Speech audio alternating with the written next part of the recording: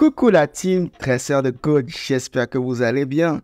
Alors dans cette nouvelle vidéo, on va voir une fonction particulière qui s'appelle partial sum. Partial sum, c'est une fonction qui ne se trouve pas vraiment dans algorithme, donc la librairie algorithme, elle se trouve plutôt dans la librairie numérique, mais cette librairie est, je pense, comme une sous-librairie de la librairie algorithme, là vous voyez ici. Donc, Algorithm Library. Et à l'intérieur de Algorithm Library, donc, on peut retrouver partial sum. Voilà, partial sum, voici.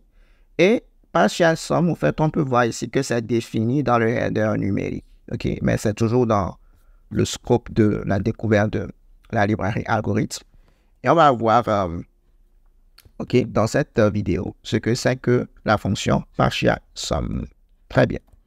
Alors, pour mettre un peu de contexte, partial sum, ce que ça fait, c'est que si on lui donne un vecteur d'entier par exemple, commence par 1, puis 2, puis 3, puis 4. Partial sum, ce que ça va faire, c'est ça fait vraiment une somme cumulée.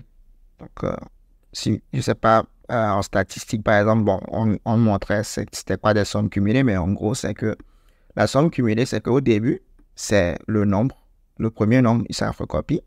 Mais après, ce que ça fait, c'est que ça prend, à partir de l'index où ça est, ça prend la somme de tous les nombres qui précèdent jusqu'à l'index. Donc, par exemple, jusqu'à ici, donc c'est 1 plus 2, ça fait 3. Ensuite, jusqu'à ici, si on fait la somme de tous les nombres, donc c'est 1 plus 2 plus 3, donc ça fait 6.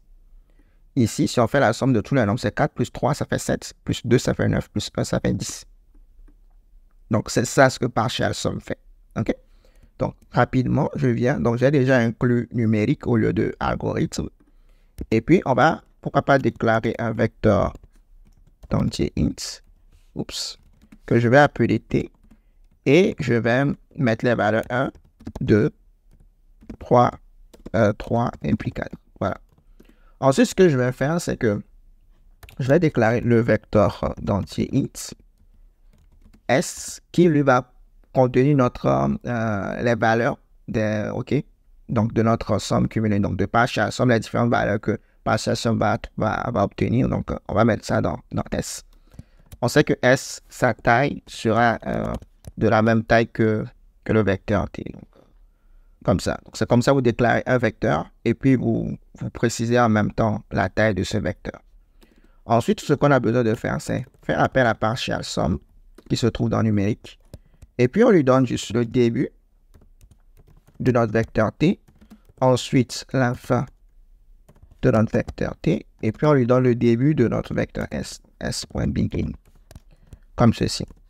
Et puis, ça devrait être correct. Donc, partial sum t.begin, t.end et puis s.begin. Rapidement, je vais afficher les éléments. Donc, int in à l'intérieur de s. On fait comme d'habitude. C'est out. Tac, tac, tac, tac. Oups, tac, tac. On met du vide. On affiche i. Et ensuite, on fait c'est out comme ça. Et puis, on fait un saut de ligne. Hop. End line. Parfait. OK, donc on a notre vecteur t. On a notre vecteur s. On fait le partial sum. Et puis, ça devrait nous donner le résultat. Donc, je vais compiler, exécuter. Hop, vous voyez 1, 3, 6, 10, comme on l'a vu ici, 1, 3, 6, 10.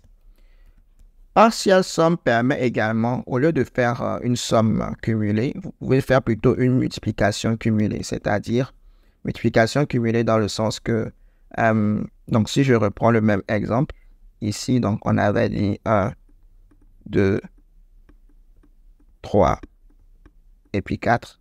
Ça va faire d'abord, tu vas d'abord mettre 1. OK, au premier indice. Ensuite, ici, ça va pas faire 1 plus 2, mais ça va faire 1 fois 2. Donc, 2 fois 1, c'est 2. Ensuite, ça va faire ça fois ça fois ça. Donc, 3 fois 2 fois 1, ça fait 6. Ensuite, ça va faire 4 fois 3, 12. 12 fois 2, 24. 24 fois 1, 24. Donc, 24. Il est possible de le faire aussi avec partial sum. Et pour ça, il faut que vous passiez le foncteur multiplies qui est là pour nous. Donc, multiplies comme ça. Et puis, vous dites que ça va faire une multiplication d'entier. Et puis, vous l'appeler comme ceci. Et si on relance, vous allez voir, on a bel et bien 1, 2, 6, 24, comme on l'a montré ici. OK? Alors, ce sera tout pour cette vidéo. J'espère que vous l'avez apprécié et puis je vous donne rendez-vous dans la prochaine pour quelque chose d'encore plus intéressant. Salut!